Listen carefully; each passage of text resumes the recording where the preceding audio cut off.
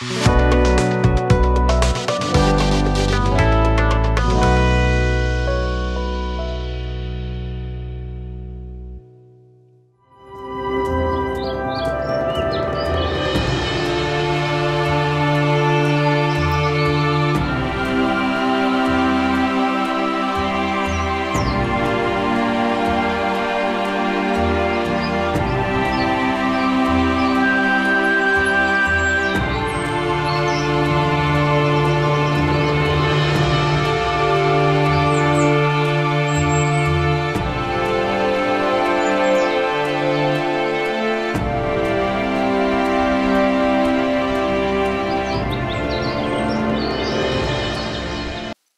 जीशु ख्रीष्ट अति बहुमूल्य नाम संपर्क इंडिया द्वारा प्रस्तुत कार्यक्रम नुआ सकाल आशार आज अध्याय मुझे स्वागत जनाए। प्रभु आपण मान प्रत्येक को बाहुल्य रूपे आशीर्वाद करंतु। आज जो प्रसंग रे आम प्रभु वाक्य आलोचना करवा। आलोच्य प्रसंग होची पार्टी बंद कर। कौन कर? पार्टी बंद कर।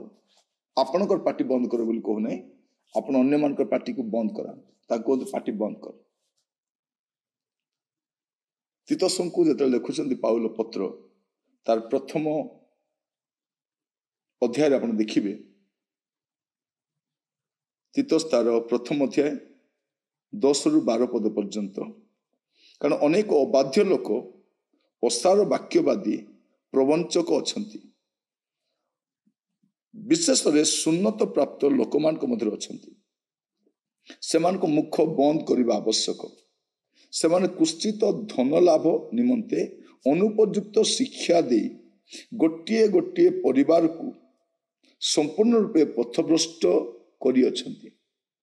सेमानकर जणे सेमानक स्वजातीय जणे भाववादी कही अछंती, कृतिवासी माने सर्वदा मिथ्यावादी, हिंस्रक, पशुतुल्य और अलसुआ पेटुक अटंती।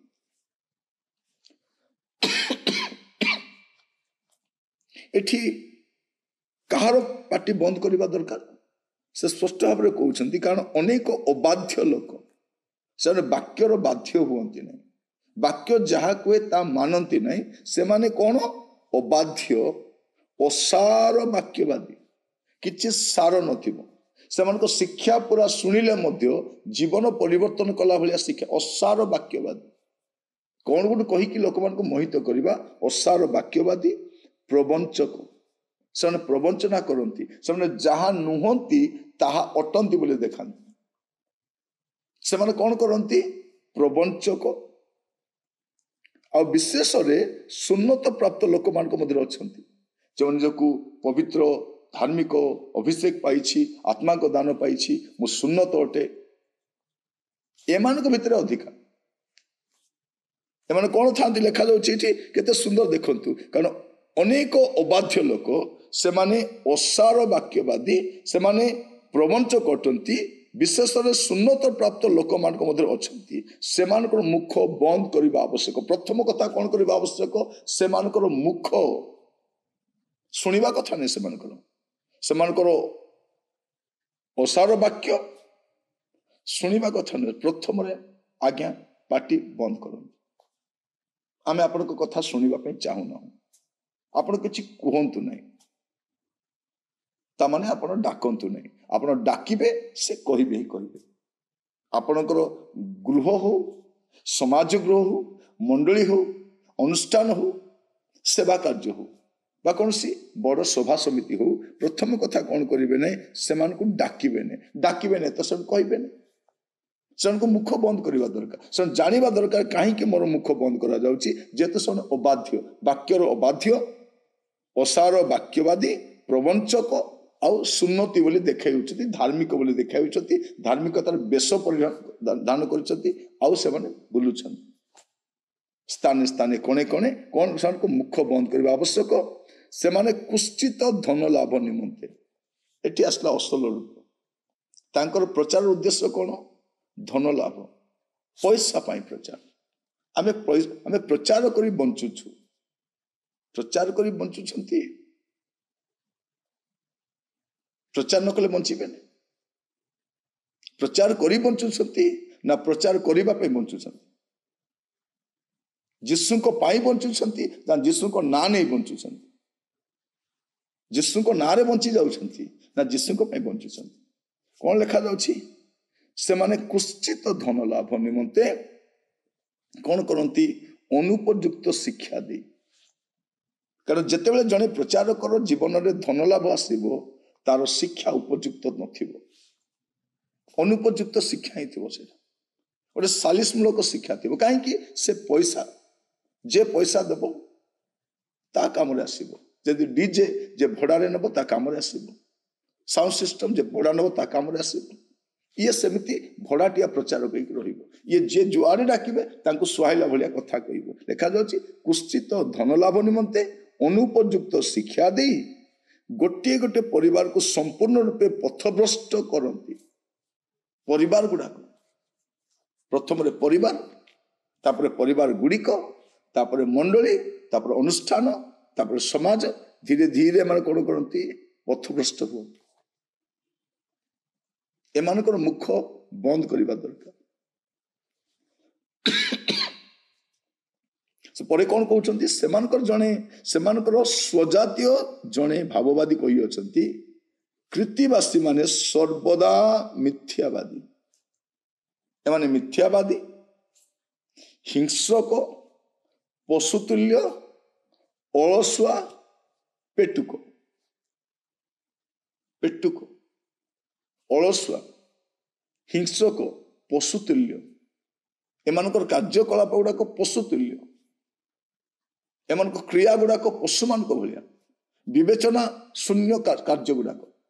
ଏମାନଙ୍କର କଣ କରିବା ଦରକାର? ପାଟି ବନ୍ଦ କର ବୋଲି କହିବା ଦରକାର। ଏମାନଙ୍କ ମୁଖକୁ ବନ୍ଦ କରାନ୍ତୁ। ନଚେତ୍ ଗୋଟେ ପରିବାର, ଦୁଇଟା ପରିବାର, ମଣ୍ଡଳୀ, ସମାଜ, ଅନୁଷ୍ଠାନ ସବୁ କଳୁଷିତ ହେବ। କାରଣ ଏମାନଙ୍କର ସେ ଅସାର ବାକ୍ୟ, ପ୍ରବଞ୍ଚନାତ୍ମକ କଥାବାର୍ତ୍ତା, ଏମାନଙ୍କର ଏ କୁଶ୍ଚିତ ଧନ ଲାଭର ଏ ଅନୁପଯୁକ୍ତ ଶିକ୍ଷା ସମସ୍ତଙ୍କୁ ନଷ୍ଟ କରିବ। ତେଣୁ ଆଜିର ଶିକ୍ଷା, ପାଟି ବନ୍ଦ କର ମାନେ କଣ? ଆମେ ଯଦି ଶୁଣିବା ପାଇଁ ଇଚ୍ଛା କରିବା ନାହିଁ, ସେମାନେ କଣ କହିବେ? ଆମେ ଡାକିବା ନାହିଁ, ସେମାନେ ସେ କଣ କହିବେ? ଆମେ ସେମାନଙ୍କୁ ପ୍ରୋତ୍ସାହନ ଦେବା ନାହିଁ, ସେମାନେ କଣ କହିବେ? ପାଟି ବନ୍ଦ କର ବୋଲି ଝଗଡ଼ା ହେବା ପାଇଁ ଯିବା ବିଷୟ ନାହିଁ। ସେମାନଙ୍କୁ ଆପଣ କଣ କରନ୍ତୁ ନାହିଁ? ଏଣ୍ଟରଟେନ କରନ୍ତୁ ନାହିଁ। ଆପଣ ସେମାନଙ୍କୁ ପ୍ରଶ୍ରୟ ଦିଅନ୍ତୁ ନାହିଁ।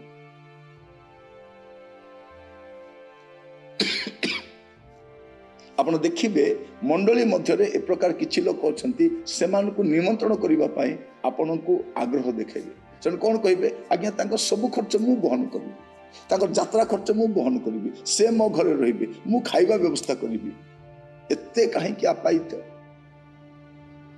ଯଦି ପ୍ରଭୁଙ୍କର ବାକ୍ୟ ତାଙ୍କ ଠାରୁ ଅଛି, ପ୍ରଭୁ ତାଙ୍କୁ ପଠେଇବେ, ପ୍ରଭୁ କାର୍ଯ୍ୟ କରିବେ।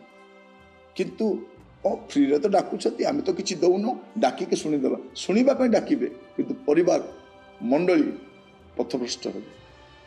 ପ୍ରଭୁ ଆପଣଙ୍କୁ ବୁଝିବା ପାଇଁ ସାହାଯ୍ୟ କରନ୍ତୁ। ଆସନ୍ତୁ ପ୍ରାର୍ଥନା କରିବା।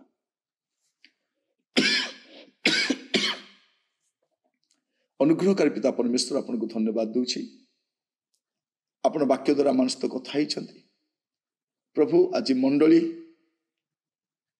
ପ୍ରଭୁ ବାହିକ ଶକ୍ତି ଅପେକ୍ଷା ଆଭ୍ୟନ୍ତରୀଣ ଶକ୍ତି ଦ୍ୱାରା ଅଧିକ ପ୍ରଭାବିତ ହେଉଛି। ବାହାରର ଶତ୍ରୁ ଅପେକ୍ଷା ପ୍ରଭୁ ମଣ୍ଡଳୀ ଭିତରେ ଶତ୍ରୁ ଗଦା ହେଇଛନ୍ତି। ବାହିକ ବିପଦ ଅପେକ୍ଷା ପ୍ରଭୁ ଆଭ୍ୟନ୍ତରୀଣ ବିପଦ ଅଧିକ ରହିଛି।